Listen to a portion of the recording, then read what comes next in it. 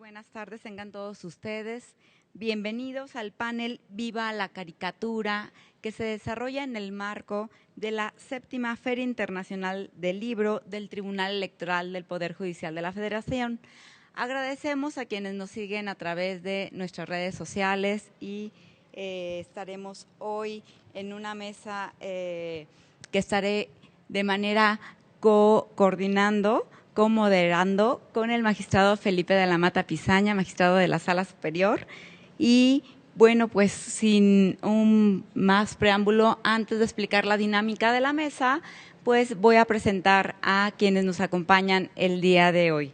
En primer lugar, contamos con la presencia de Juan Alarcón, a quien pido un caluroso aplauso, por favor, del Heraldo de México. Julián López Valverde Rictus, del financiero Bloomberg. Bienvenido. Y Paco Vaca, de El Gráfico. Bienvenido.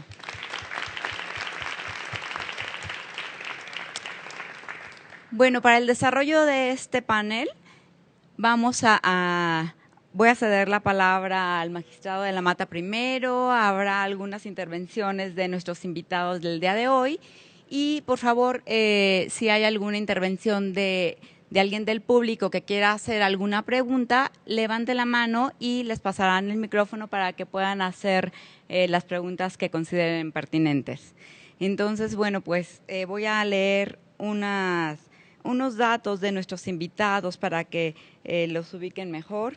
Juan Alarcón, del Heraldo de México.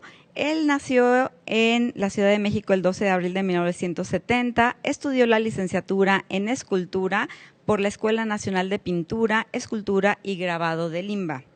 Se ha dedicado a ser monero desde 1988.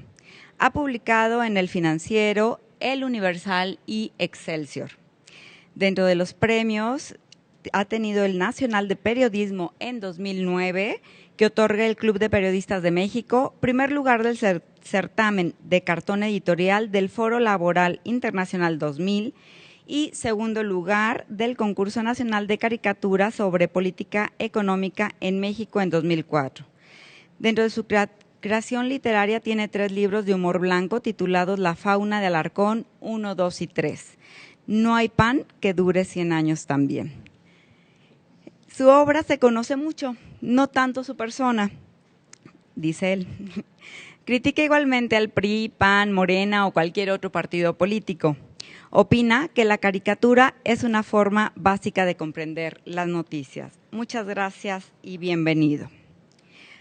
Ahora daré los datos de Julián López Valverde Rictus. Él reconoce la importancia y el dinamismo de las redes sociales, las cuales han ayudado a su trabajo y con las cuales aseguró que hay que evolucionar para conducir al cartón a otras plataformas. Eligió su apodo basándose en el gesto que realizan las personas para percibir algo, ya sea de naturaleza agradable o desagradable. Ha publicado en La Jornada, El Economista, portal web de BBC Mundo, Cine Premier y Grupo Reforma. Dentro de sus premios se destaca el Nacional de Periodismo por el Club de Periodistas en 2006. El creativo señaló, palabras textuales lo voy a decir, que el Internet le ha cambiado la existencia porque, dice, encontré un espacio para publicar mis cartones animados. Cuando yo empecé en esto no existían las posibilidades que tenemos ahora. Él se dedica también a la creación de máscaras basadas en personajes de la política, la farándula y personajes del ámbito deportivo. Sobre si tiene algún político consentido para dibujar, Rictus mencionó al expresidente Enrique Peña Nieto. Asimismo afirmó que se divierte ejerciendo su oficio y dice, palabras textuales, espero que también la gente se divierta. Bienvenido. Y tenemos al final los datos de Paco Vaca. Él irrumpió en los cómics en los años 80 con sus famosas ratas. Después pasó con un sinfín de cómics hasta que se estableció como un caricaturista consumado, editor de libros didácticos y hasta novelista, que busca entretener y concientizar a la gente. es ex coordinador de exposiciones del Museo de la Caricatura y ha publicado en la Sociedad Mexicana de Caricaturistas y es seguidor de las redes sociales y es un gran tuitero. Bienvenido. Pues démosles un gran aplauso a todos, por favor.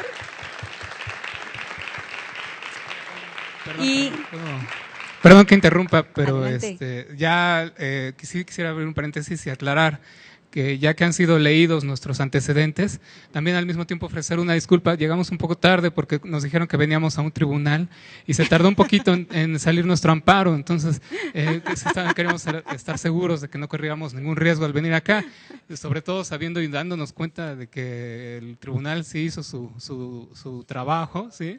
Y nos investigó muy bien. Muchas gracias, bienvenidos. Y bueno, pues ahora voy a ceder la palabra al magistrado de la Mata. Por favor. Muchas gracias y muchas gracias por estar aquí. No, muchas gracias. Pero perdón, otra vez. ¿Sí? Perdón que estemos así de repente, qué bien, pero qué bien. Pues ¿para qué nos invitan? Mientras el magistrado da la entrada institucional de lo que sea, me voy a permitir, creo que no me escucho. No, sí. Me voy a permitir poner una pequeña escenografía, el altar, a cantar. No estar acá. No, si estuviera en la PGR sí cantaría. Y más si fuera contador. Pero bueno. Pues será muy rápido. Fundamentalmente la dinámica es que todos participemos, ¿no? Es decir, yo voy a poner unas preguntas, los señores caricaturistas serán quienes vayan contestando lo que quieran, en el orden que quieran, de la manera que quieran. Pero también la idea es que todos participen, es decir, si alguien quiere platicar algo o si alguien quiere hacerles una pregunta directamente, simplemente levanta su mano y le pasamos el micrófono, ¿de acuerdo? ¿No? A ver, yo tengo muchas preguntas que voy a ir poniendo sobre la mesa y difícilmente, como son tantas, difícilmente volveré a hablar. La primera pregunta es, bueno, este es un tipo de ejercer el periodismo, es una forma de ejercer el periodismo y en este país es complicado ejercer el periodismo. Entonces, la primera pregunta que tengo ¿es peligroso ejercer la profesión de caricaturista, de monero en México, ¿no? ¿Qué tantas presiones llegan a tener en su vida cotidiana? ¿Qué tanto justamente les preocupan las agresiones que están viviendo los periodistas constantemente, ¿no? Tendría preguntas en torno a la sátira, porque todos ustedes están todo el tiempo haciéndose preguntas, satirizando, ¿no? Entonces la pregunta es, ¿qué autolímites pueden imponerse a la sátira? O si acaso en sus medios llegan a veces a limitarlos respecto de personajes, temas, ¿no? Y también justamente si llega un momento en el cual se separa la libertad de expresión y la libertad, los temas de privacidad, ¿no? Cerraría yo diciendo hacia dónde va el caricaturismo mexicano, especialmente en tiempos de redes sociales. Porque pareciera que los memes están empezando a sustituir de alguna manera a la caricatura. Entonces la pregunta es si ser caricaturista en el siglo XXI, en temas de redes sociales, rompe los paradigmas de antaño y de alguna manera ahora la sociedad completa son los moneros, ¿no? Entonces, pues son libres ahora sí de hacer el uso de la palabra en el orden que deseen. De acuerdo, muchas gracias. Sí, bueno, yo para contestar la pregunta voy a ocupar, sí tenemos tiempo, ¿no? Calculo 3 horas para poder contestar esa pregunta. Sí, bueno, primero habló magistrado sobre los riesgos que existen al ejercer esto, que efectivamente es un oficio periodístico. Está inscrito dentro dentro del periodismo y como tal pues juega en una cancha reglamentaria. Esa es la primera diferencia que encuentro contra los memes. Un meme, pues bueno, efectivamente es un instrumento gráfico de comunicación de expresión de la libertad de expresión de la gente, ¿no? Y es muy democrático, es decir, no tiene que pasar el filtro de un editor o de cumplir con las reglas del periodismo. En el caso de la caricatura, pues sí, el cartón tiene que estar inscrito en esa, como digo, se juega en una cancha cancha reglamentaria y hay pues reglas que cumplir. La principal yo creo, sería cumplir con el rigor de la información, basarnos en noticias que estén corroboradas, en opiniones, digamos, que puedan ser confiables y tener un equilibrio, un balance que nos haga poder lograr un cartón. Es decir, se hace profesionalmente, eso es la intención de un cartonista. En cuanto a los riesgos, pues yo sí creo que hay, digamos, tiempos distintos comparados como eran a lo mejor en los 70s, en los 80s. A mí me contaron, digo, los caricaturistas más veteranos, incluso algunos ya retirados, algunos incluso lamentablemente fallecidos, como en el caso de Rius, de que sí se hablaba de casos en donde había presiones bien fuertes, ¿no? Yo creo que existen todavía en la provincia, bueno, en la provincia, en el interior de la República, pero no se compara con cómo se ejerce. En mi caso particular, el mayor riesgo del que me habían platicado era que en algún momento pues alguien me amenazara con invitarme a comer y que ahí en algún momento escondido hubiera un cheque en algún lado, ¿no? Y no se ha cumplido esa amenaza, desafortunadamente. Sí, o que de postre dieran chayote, ¿no? O sea, no.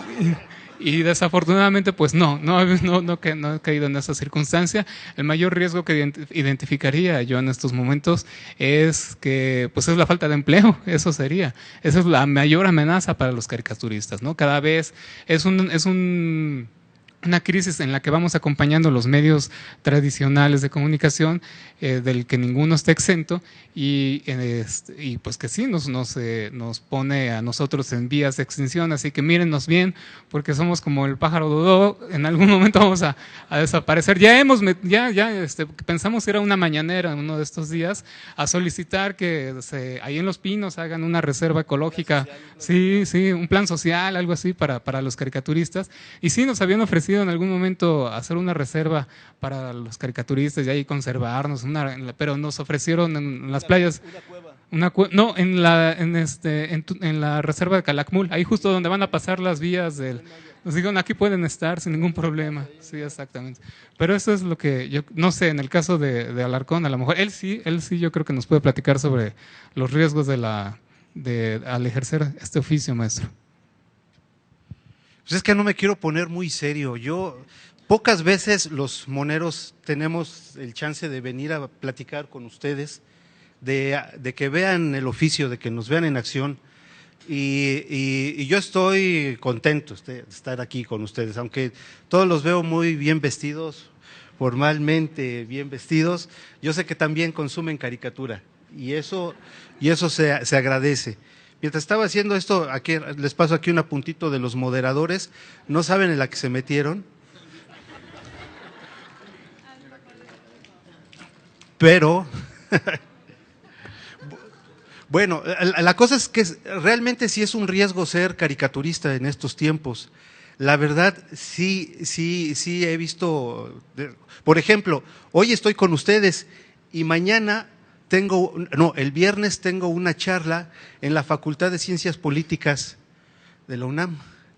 Entonces no sé cómo me va a ir. Yo espero que me vaya bien, pero la cosa está que el rollo de la caricatura es que es totalmente emocional, y en estos tiempos de alto voltaje emocional, sí a veces llega a ser algo conflictivo en cuanto a las diferencias de opinión. La gente cree que los caricaturistas, de verdad, en general, me refiero al grosor de los caricaturistas, que pues sí, que vivimos de un chayo, que vivimos, no sé, que pertenecemos a algún partido político, pero nada de eso. O sea, yo llevo 30 años dibujando políticos, y creo que a quien no me he atrevido a dibujar todavía es a mi suegra. Pero de ahí en fuera creo que me siento con la libertad de hacer a quien sea, ¿no? Entonces, con ese parámetro, pues bueno, uno trabaja, y pues las redes sociales se han encargado de magnificar o de volver un mundo paralelo el que tenemos. Y en esas redes sociales, bueno, pues he recibido de todo tipo de cosas, desde amenazas de muerte hasta mentadas de madre, que bueno, estas son todos los días, esas esas ya me acostumbré, pero de otro tipo que inclusive me doy cuenta de que la caricatura puede tener un poder de comunicación muy fuerte. Una experiencia que tuve fue en Guatemala, donde hice una caricatura de Javier Duarte regresando a México disfrazado cuando fue la pareja presidencial de Peña Nieto y su esposa, la Gaviota, y en Guatemala se encargaron de decir que yo había dibujado a Rigoberta Menchú, siendo que había dibujado a Javier Duarte disfrazado de guatemalteca para pasar a México. Entonces tuve que pagar psicólogos para darme cuenta de que no era un buen retratista, porque confundirlo pues me parece que sí estuvo bastante fuerte. Es que ahí hay un problema, el problema es que cuando él dibuja a Rigoberta Menchú se parece a Javier Duarte, y cuando dibuja a Javier Duarte se parece a Rigoberta Menchú, entonces es un problema como de cables cruzados, mi querido Tato. No sé, pero bueno, son de los gajes del oficio que se tiene como caricaturista editorial, porque además existimos varios especímenes de moneros. Están las caricaturistas de circuitos internacionales que compiten con temas más poéticos, el dibujo más exquisito, y están en los circuitos internacionales. Hay mexicanos muy talentosos que están ahí. Y estamos los que hacemos el cartón diario, que de verdad es una, iba a decir una friega, sí, estamos en confianza, ¿no? Ahorita vamos a decir groserías peores. Pero si es una friega estar haciendo un cartón editorial todos los días, uno al día, si así fuera mi vida sexual, de veras que… Pero la cosa está que es muy intenso trabajar en esto y sí, de alguna manera nos volvemos seres un poco como aislados, ¿no? Como que no convivimos mucho en las fiestas y los demás. Bueno, ya estoy desvariando mucho. Bueno, yo para cerrar la pregunta nada más creo que ya nos acercamos como a puntos comunes, pero riesgo, pues yo creo que pues, el llegar a fin de mes, ¿no? Sí. Y agresiones, pues de mi casera, entonces son las únicas que he recibido hasta el momento, pero creo que al final yo creo que el discurso que cada uno maneja tiene que ser muy bien entendido por el auditorio y también por aquellos a los que se les dirige. Porque al final estás tú señalando generalmente un síntoma y tú das un diagnóstico con humor, que al final es lo más importante, ¿no?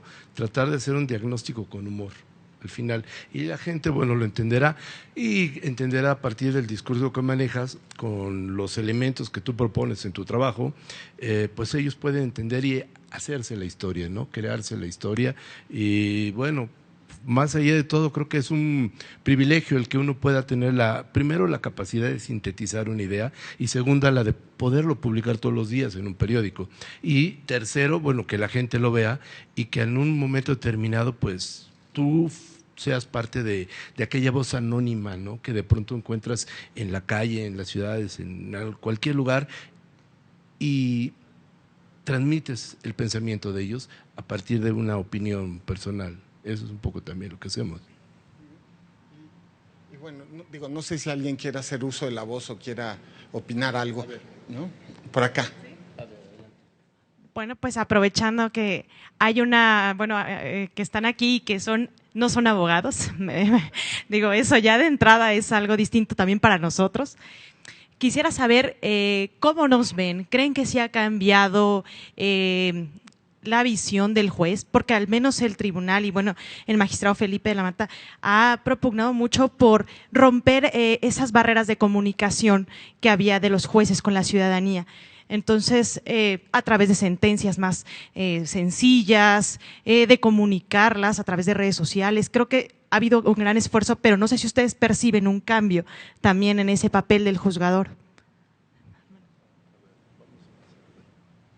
Bueno, yo lo que más estudié fue leyes. Yo casi estuve a punto de ser abogado, entonces está padrísimo para mí venir en plan de caricaturista a una charla en un tribunal en donde a lo mejor como abogado jamás hubiera podido venir. Estaría a lo mejor sacando borrachos en el Ministerio Público, en el Torito, ¿no? Tramitando amparos, sacando abogados, pero mi esposa sí terminó la carrera, por eso le dije acompáñame, voy al tribunal, entonces debo ir con mi abogada. Pero justamente hace un par de días, en una charla a la que nos invitaron, tuvimos la fortuna de platicar con el magistrado presidente. Uno de los compañeros le señalaba el hecho de que los caricaturistas, para dibujar a los jueces, usamos lo que llamamos pues clichés o digamos, sí, clichés, es decir, son pues recursos que se usan, ¿no? Para dibujar estereotipos exactamente. Para dibujar, por ejemplo, en el caso de los jueces, pues dibujamos normalmente a alguien con una toga, con un birrete, y que eso pues causa una dificultad a la hora de ser identificados, porque parece que estamos dibujando a un graduado. Entonces sugerían algún tipo de vestimenta especial para los magistrados del Tribunal Electoral, para que pudieran ser fácilmente identificados. Yo sugerí que pudiera ser una toga con un sombrero estilo Davy Crockett, es decir, una colita de mapache ahí que se vea que es de un mapache casado, ¿no? Entonces, eso es. Y a mí en lo particular sí me sirvió, lo que más me ha servido para ser caricaturista es esa formación que tuve como abogado, porque al menos sé distinguir la división de poderes, que luego es una cuestión que ni el presidente entiende, perdón.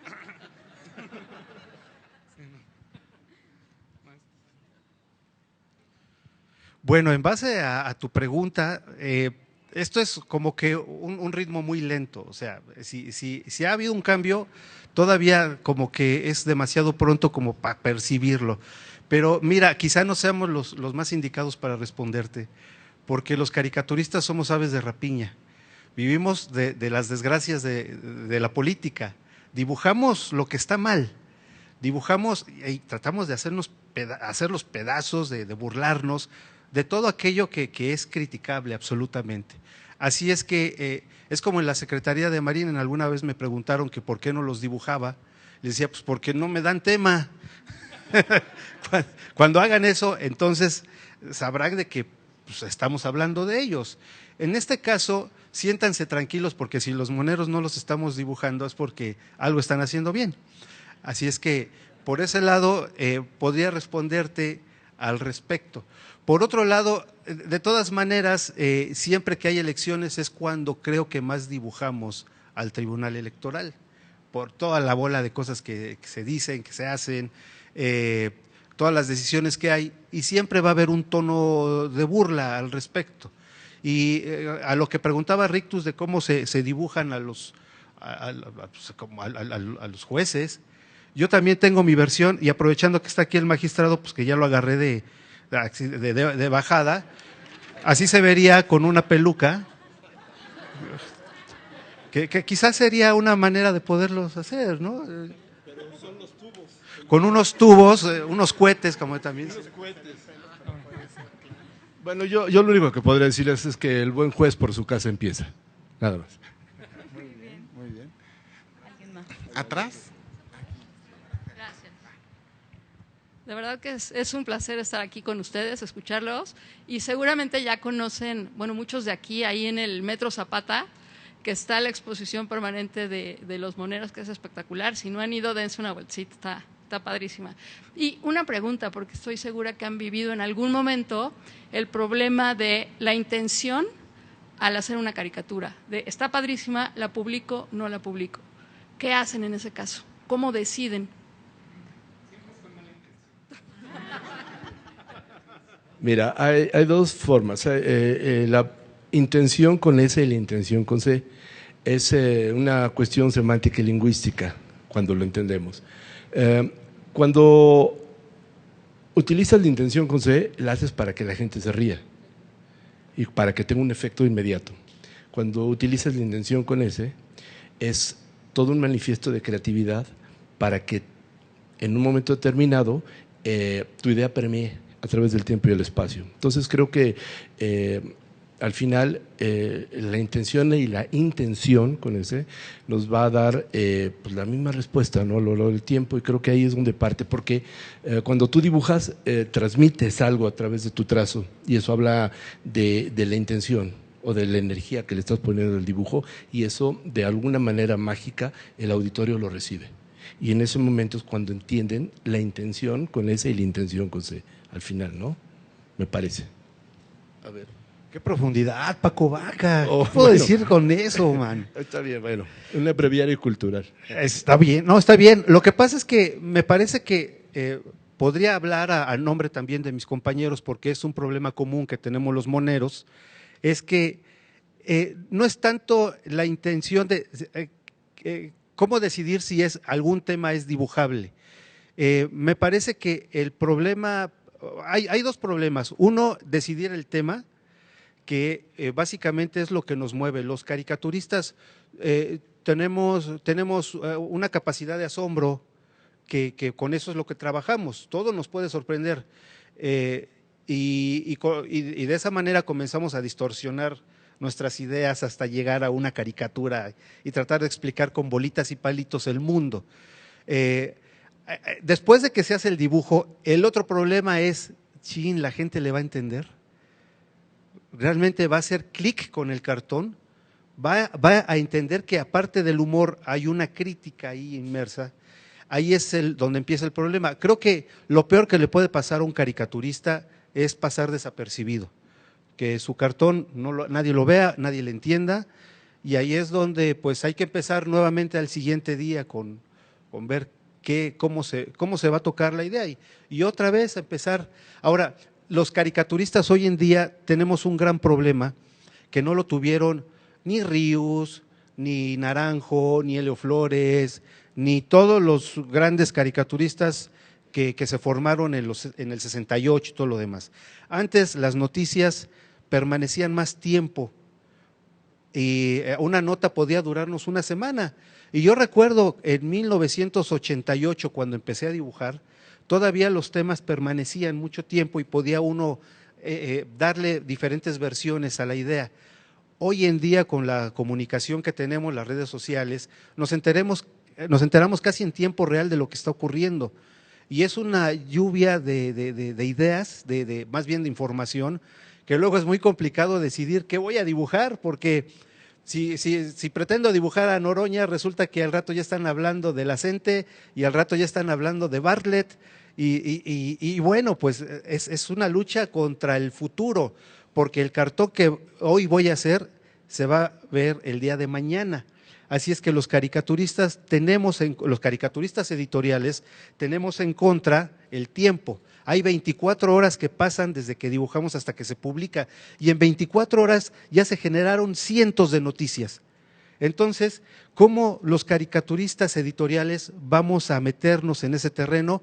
Pues bueno, ahora lo que estamos haciendo muchos es que dibujamos también en tiempo real en redes sociales. Subimos bocetos, subimos ideas, y de esa manera como que nos anclamos un poco en lo que está ocurriendo en la actualidad.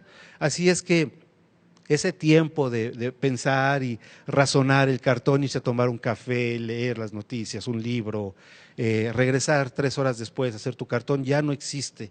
Los caricaturistas trabajamos mucho bajo presión. No sé, otra pregunta. Sí, bueno. Nada más rápido, la intención, sobre el tema de la intención, para poder tener la intención adecuada, algunos recordarán del escándalo de la leche Betty de hace muchos años, una leche que resultó ser radiactiva. Pues sí, el cartón editorial está nutrido de mala leche, entonces se preguntan a dónde fue a parar toda esa leche.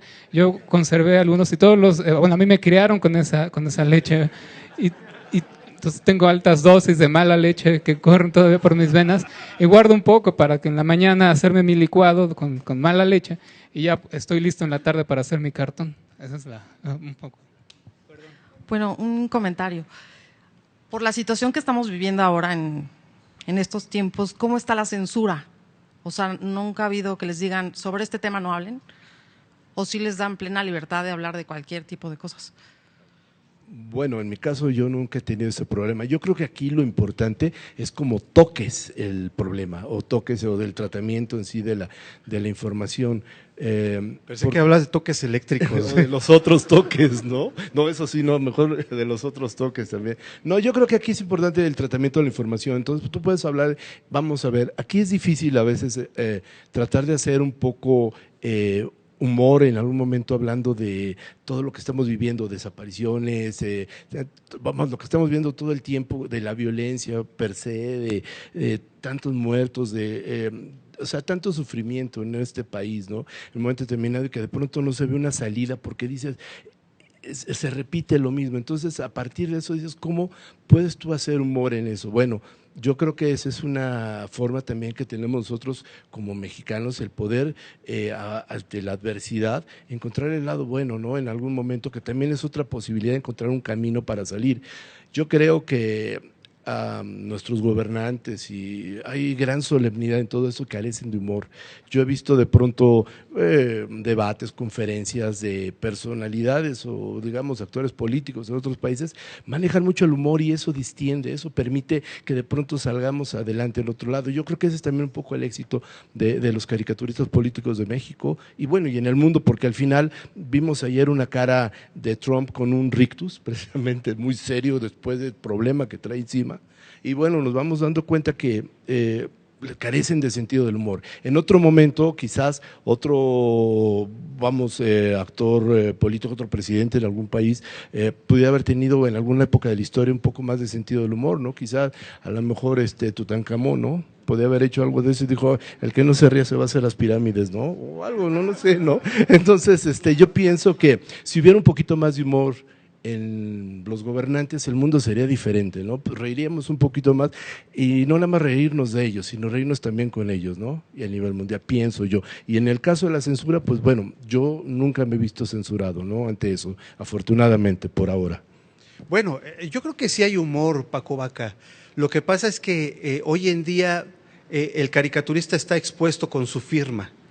Entonces el humor lo vuelve muy señalable. Los memes tienen esa gran ventaja, que son anónimos y se pueden decir cualquier cantidad de cosas porque viven del anonimato. Pero aparte, perdón, no tienen una trascendencia como un cartón político. ¿Por qué? Porque un meme es como una ocurrencia y se pone como de moda y tú lo puedes ejecutar desde una aplicación en tu celular, vamos a pensarlo. Bueno. Pero un cartón político necesariamente lleva como todo un trayecto de aquel que está generando la opinión. Por ejemplo, nos podemos ver todos los cartones que tú has hecho desde que empezó el año hasta ahora y los separas y los vas armando en una historia y vas encontrando, digamos, una coherencia narrativa dentro de lo que es el acontecer del país o del mundo. Lo mismo sucede con los de él o con los míos. Entonces vamos viendo que si pones lo que se llama un storytelling, vas a darte cuenta que hay historia, y si pones un meme vas a encontrar que se repite el mismo muchas veces de diferentes maneras, careciendo de una secuencia, digamos, cronológica o narrativa.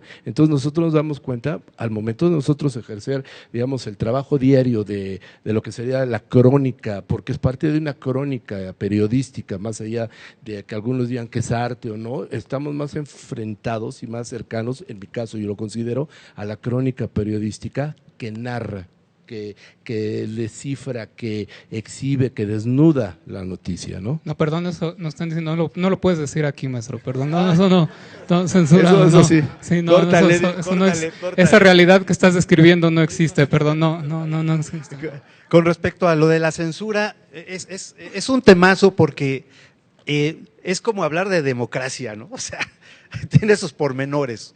A veces se magnifica y a veces se habla menos de lo que vale. Les voy a contar una anécdota, pero no se la cuenten a nadie. Aquí se queda. No, pueden contarlo. Resulta que era 1996 o 97 cuando Carlos Slim tuvo problemas en el corazón. Se fue a operar a Houston un par de días después se me ocurre hacer una caricatura donde está Grupo Carso tocándose el corazón, dentro del corazón está Carlos Slim así que le está doliendo el corazón. Una caricatura bastante boba, pero no me la quisieron publicar. Y yo fui con el puño en alto diciendo, quiero ejercer mi libertad de expresión, este cartón se tiene que publicar. Entonces resulta que me manda a llamar el jefe de edición, me lleva a su oficina y me dice, mira, resulta que, y empezaban lo de las redes sociales, empezaba lo de la computadora en los periódicos, antes todavía era máquina de escribir, pero recién habían instalado computadoras para intranet, para todo lo que era la raíz dentro del periódico, donde guardar la información, todo lo demás. Entonces éramos unos aprendices todo en ese asunto. Entonces en todos los periódicos siempre se redacta, de todos los políticos siempre hay en el escritorio la esquela del político. Siempre, en todo, desde que fulanito de tal murió el día de hoy por tal razón, por ejemplo, de Fidel Velázquez, duró tantos años la esquela que la tenían que actualizar cada 10 años, ya está, desde que estaba en piedra, sí. Entonces, en muchas redacciones existen esas esquelas, que es como el secreto mejor guardado de todas las editoriales. Y estaba la de Carlos Slim. Entonces, cuando se va a operarse a Houston, el editor le dice al reportero, aviéntate la esquela por si acaso. Entonces, resulta que el reportero, sin saber usar todavía la computadora, lo subió a la nube, que ahora le llamamos nube o como sea. Entonces, al otro día llegan los del servicio de agencia informativa y se toman su café, se estiran, prenden la computadora. Y, ¿cómo te ha ido, Jorge? No, pues bien, ¿dormiste bien? No, es más o menos, ¿no? 6 de la mañana, todavía con chinguiñas. Enciende la computadora y empieza a revisar lo que se subió de información. ¡Pa' la madre! La mandan en ese momento a todos los que están inscritos en la agencia, se manda a todos los lugares del mundo, a todas las bolsas. Eso a las 10 de la mañana, se podrán imaginar cómo iba Grupo Carso. Era a las 11 de la mañana, le habla Carlos Slim al director del periódico y le dijo, ya se podrán imaginar. O sea, lo que se imaginen quizá queda corto. En pocas palabras, la traducción de todo lo que me dijeron fue, lo que yo he perdido vale más que tu periódico. Así es que olvídate de tu periódico, está acabado tu periódico. Entonces, imagínense cuántos empleos, cuántas personas, cuántas familias dependiendo de un error por esto. Entonces, pues empieza la negociación, los abogados, todo lo demás. Obviamente, pues a los pobres reportero y editor, pues tuvieron que irse y empezar a ver cómo resarcir todo ese asunto.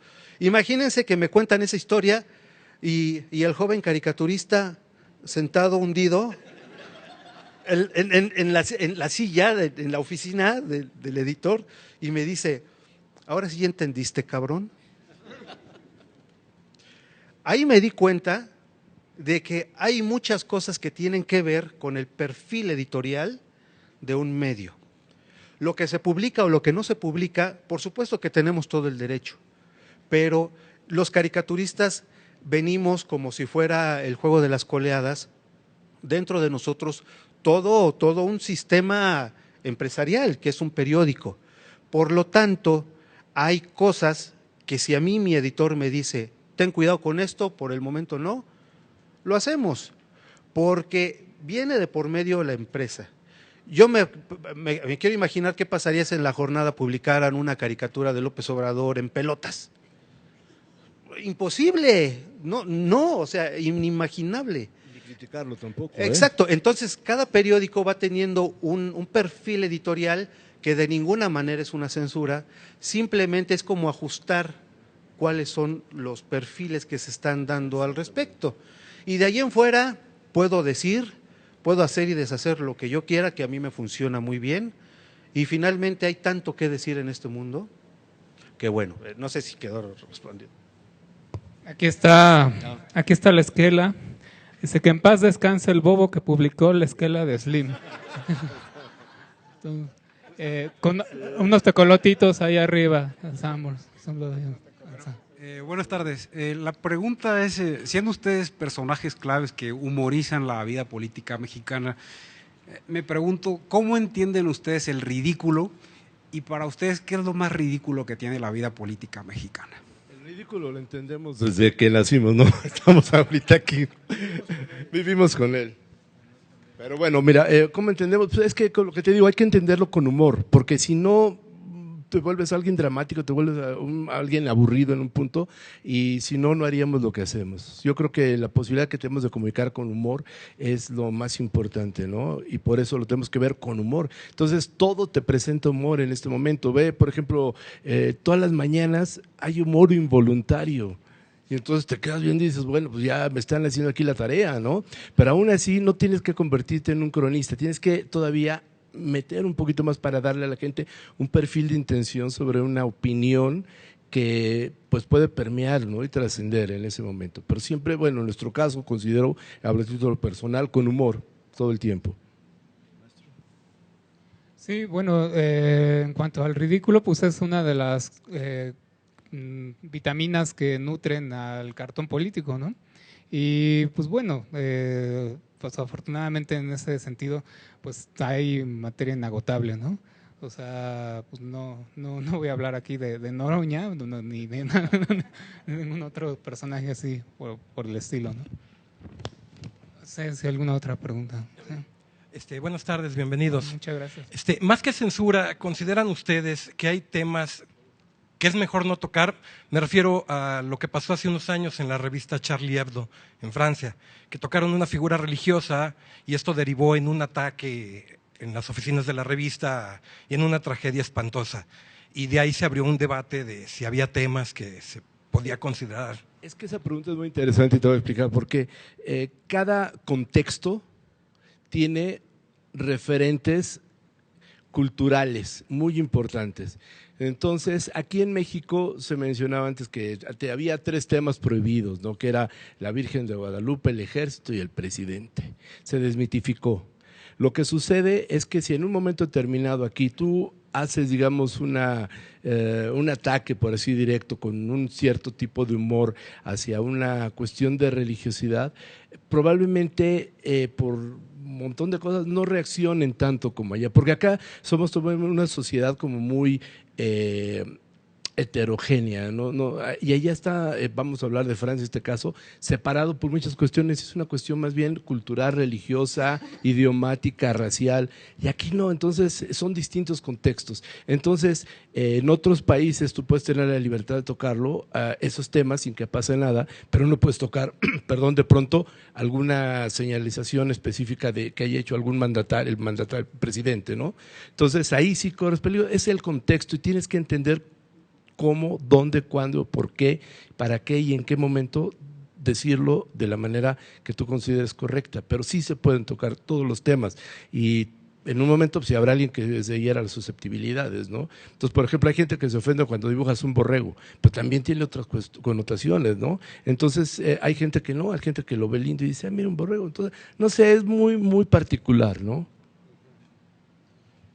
Bueno, en el caso de Charlie Hebdo, esa revista se especializa en hacer humor tan ácido que sus principales temas es la religión. Entonces dibujan a Jesús, a Mahoma, a Buda, en situaciones grotescas, que es un humor que tiene su propia clientela. Me parece que hay humor para todos buscamos lo que queremos. Hay gente que busca a sus caricaturistas de izquierda, sus caricaturistas de derecha, hay quienes no les gusta la caricatura y buscan revistas, los mangas, por ejemplo, ¿no? Entonces, anda, ahí sí, justamente, un Charlie Hebdojazo, pero ponlo encuerado para que se vea que así en pelotas. Sí exageran de pronto, ¿no? Eso es lo que hace Charlie Hebdo, que es cuando por dibujar a Mahoma fue que mataron a los caricaturistas, que por cierto, una anécdota del sepelio de uno de ellos es que fue una caja de madera pintada, decorada por caricaturistas, Entonces, eso fue un detalle como que caricaturista hasta la muerte, ¿no? Finalmente. Y aquí en México, la verdad, no nos la podemos dar de más abiertos. La verdad es que también somos una sociedad muy conservadora, tanto así que cuando me preguntaban la diferencia con Charlie Hebdo, pues yo les digo, bueno, aquí la gente aguantaría que hiciéramos chistes sobre la Virgen de Guadalupe, pues no fácilmente. Y más que los publicaran, ¿no? Se pueden hacer, pero entre amigos quizás en un momento, ¿no? Exactamente. Y aún así, pero publicarlos yo creo que nadie Sí. te los publica. Ahora, una de la base del humor que tenemos los moneros es que todo es dibujable, todo es caricaturizable, porque nos topamos con la imagen que la gente cree que tiene, con la imagen que la gente tiene de sí misma, que creen que es la que tienen, ¿no? Perdón, maestro, pero yo sí me atrevo a dibujar símbolos religiosos aquí en vez de hacer un cartón sobre la Virgen de Guadalupe, porque no hay temas que no se puedan tocar. Acá te cuidamos, te Sí, cuidamos las espaldas, maestro. Venga, aquí está mi muéstralo, cartón. sé valiente. Dice, Virgencita, please, cuida mi cartón. Para que no lo censuren. Bueno, sí, me la mató. Bueno, lo que quería, pero, sí, cuida mi cartón. Lo que quería decirles es que, bueno, finalmente, esto es lo que todos tenemos de nosotros mismos. Siempre, esto es lo que vemos en el espejo, todos, ¿no? Y es justamente con lo que los caricaturistas nos basamos para hacer humor, porque a todo mundo le gustan las caricaturas hasta que le hacen una. Pero aparte, ¿sabes qué? Ahora que toca ese tema, mi querido colega, es interesante darte cuenta que tú, bueno, el que nosotros que dibujamos podemos ver perfectamente, para decirlo de una manera coloquial, de qué pie coge cada uno, ¿no? Todos los políticos son ególatras, todos llegan ahí para tratar de reivindicarse primero con ellos mismos y después de acercarse a una figura que los envuelva de un poder o de una legitimación. Entonces, nosotros, por lo menos en mi caso, yo me doy perfectamente cuenta de qué manera se logran ellos presentar dentro de ese disfraz una gran vulnerabilidad. Entonces entiendes por qué están ahí y cuando tú entiendes esa parte y logras con algún trazo, con algún signo, dibujar esa parte vulnerable que solamente él entiende y solamente él dice, él descubrió lo que tengo, en ese momento tú adquieres sobre del que está un gran poder. Eso, por lo menos digo, como anécdota, a mí me pasaba de niño, porque de pronto yo descubría cuál era la falencia o cuál era la parte vulnerable de aquella persona que trataba de cubrir y no exponer, sino trabajar para que no se viera, y cuando la descubres lo desmoronas, lo desbaratas, lo haces añicos. Entonces era bien fácil, aparte de saberlo, dibujarlo, resaltarlo, y en ese momento pues a él lo destruía. Sí, hubo algunos que quedaron traumados. Todavía algún amigo en la secundaria me dijo, es que por tu culpa no me he podido quitar esa caricatura que me hiciste con los dientes, me tuve que poner bracket y todo, y le digo, pues estás igual o quedaste peor, le digo, mejor no te hubieras hecho nada. Y, o sea, ese tipo de cosas, y muchos dicen, no, yo lo veo en la calle y le voy a reventar, pero bueno, yo no fui, fue la caricatura, nada más, ¿no? Como ejemplo. Gracias. Hablaban de que se había censura, yo lo entendía como por parte del Estado, pero digamos ante la situación de violencia que hay en este país hoy, bueno, ya lleva años, ¿no hay autocensura en sus casas editoriales? Por ejemplo, sus colegas periodistas escritos han sufrido muchísimo, ha habido muchos crímenes en México, entiendo que es de los países que encabeza la lista, desgraciadamente, de periodistas asesinados. ¿Qué hay en ese tema con los caricaturistas? ¿Hasta dónde? Alguna vez lo decía el gran Abel Quesada, de que el caricaturista no tiene la necesidad de dibujar un conejo blanco. Puede dar pistas para referirse a un animalito que vive en el campo, que tiene orejas largas, que come zanahorias.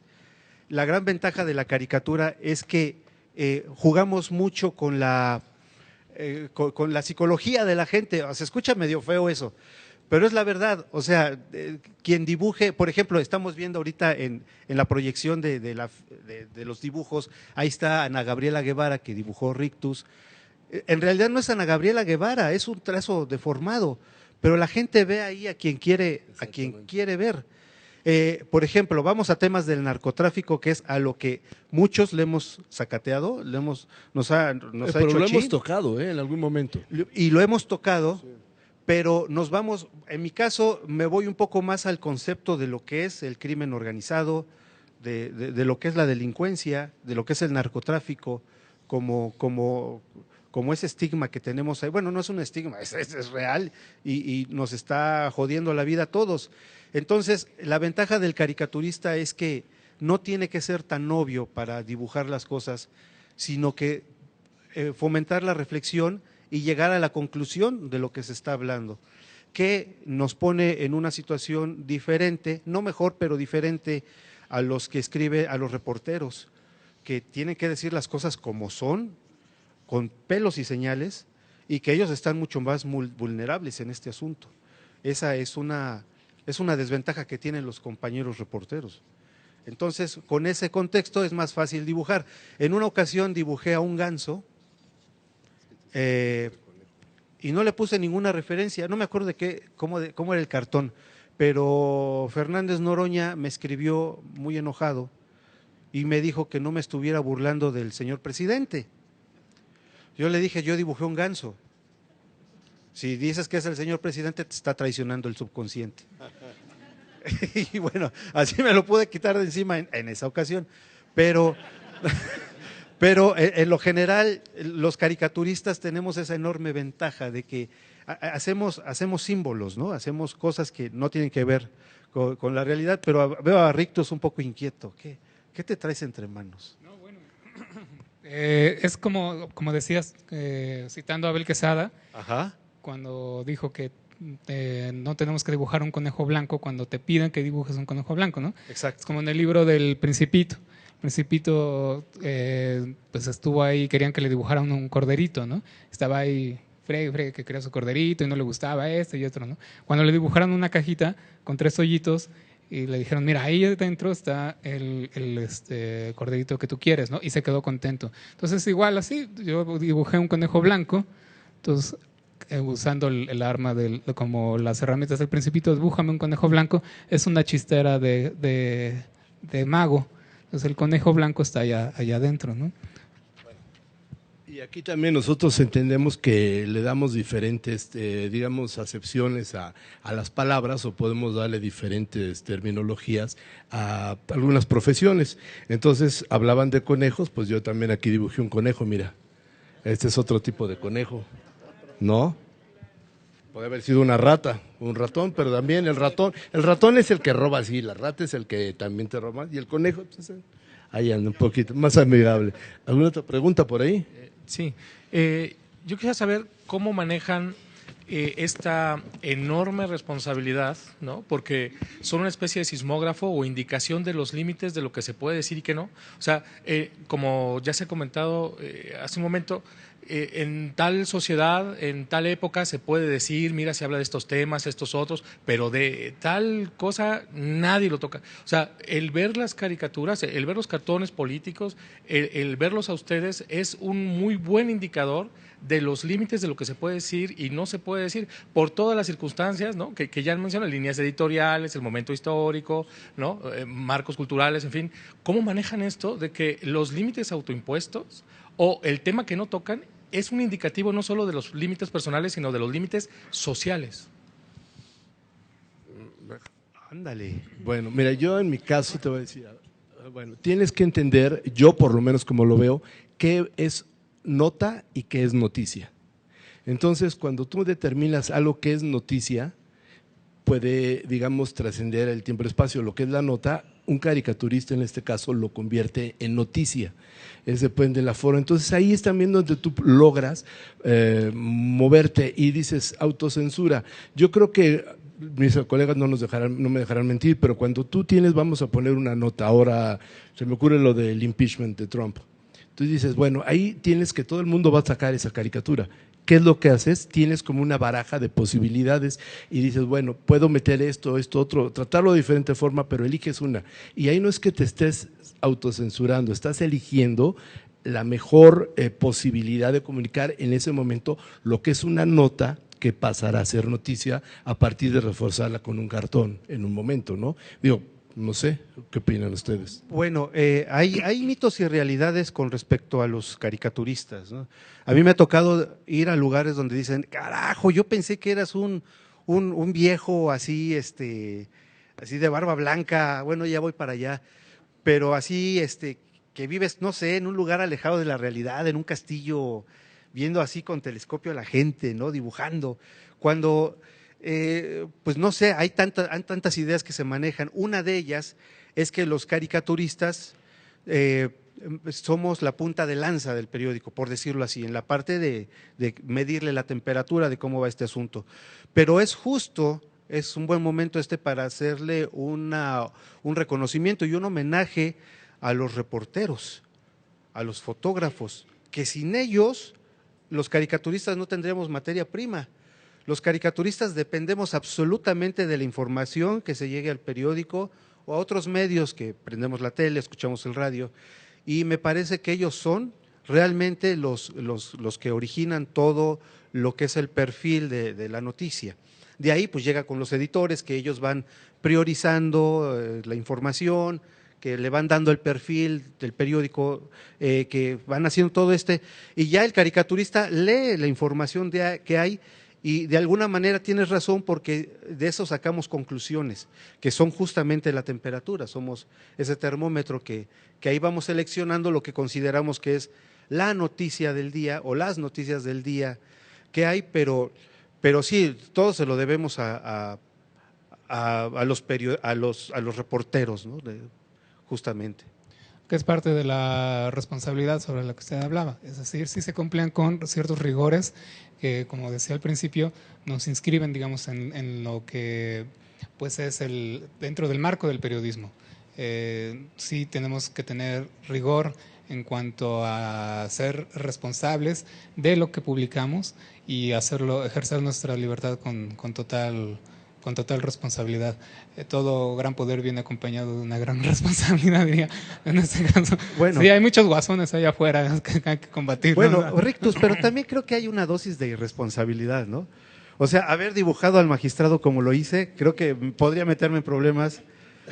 Soy un poco irresponsable, pero es como de esa parte la que se vive el caricaturista, ¿no? De alguna manera es.